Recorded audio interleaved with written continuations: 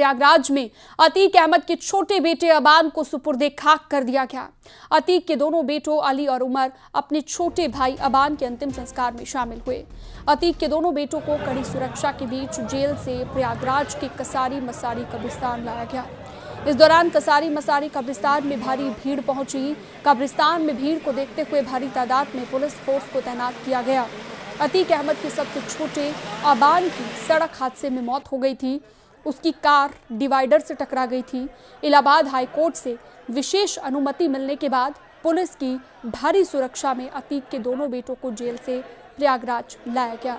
अतीक के सबसे छोटे बेटे उमर को लखनऊ जेल से और दूसरे बेटे को झांसी जेल से प्रयागराज लाया गया।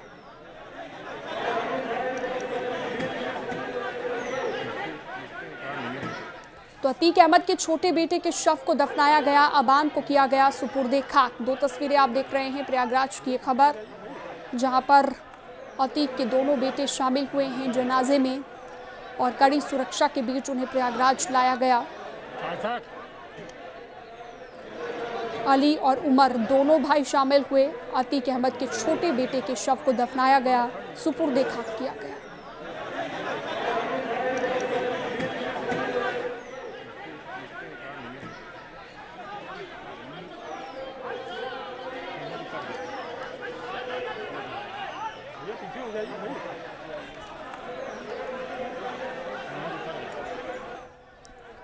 तो ये दोनों तस्वीरें आपकी स्क्रीन पर। सर्वेश दुबे हमारे साथ हमारे सहयोगी जुड़ चुके हैं ज्यादा जानकारी और अपडेट के साथ।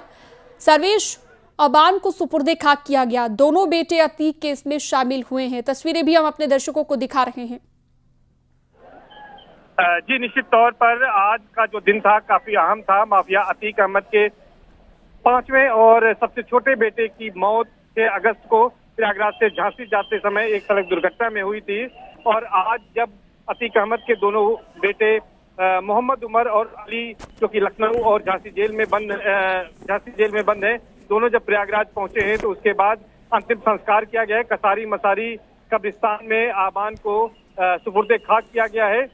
दोनों भाई अलग अलग टाइम पर पहुंचे हैं। उसके बाद उनको सुपुर्दे खाक करने के बाद परिजनों से मुलाकात कर रहे हैं। इस वक्त का जो समय है और 8 बजे तक का कोर्ट को समय दिया गया था कि 8 बजे तक सुपुर्दे खाक किया जाएगा। अब इसके बाद पुलिस कड़ी सुरक्षा के बीच दोनों भाइयों को जो अलग अलग जेल से आए हैं तो अलग अलग जेलों में लखनऊ और झांसी उनको लेकर रवाना होगी। तो लेकिन फिलहाल जो अभी का कार्यक्रम है वो सुपुर्दे खाक अबान को कर दिया गया है। और इसके अलावा सूत्रों के मुताबिक एक बड़ी जानकारी ये भी आ रही है कि इनकी अतीक अहमद की पत्नी शाइस्ता परवीन जो 50,000 की इनामी है, Umesh Pal shoot out case में वांटेड हैं, उनके भी कब्रिस्तान पहुंचने की चर्चा है। बताया जा रहा है कि पिछली दीवार जो है वो गिरी हुई है। कुछ बुर्का नशी महिलाओं के साथ वो अंदर वहां पर पहुंची हैं, बेटे का दीदार किया है और वहां पर वो भी फूट फूट कर रोई है। और जिस वक्त कंधा दे रहे थे उमर और अली, उन्होंने भी वो भी फूट फूट कर रोए हैं। तो ये कहा जा सकता है कि परिवार के लिए ये दुख की घड़ी थी।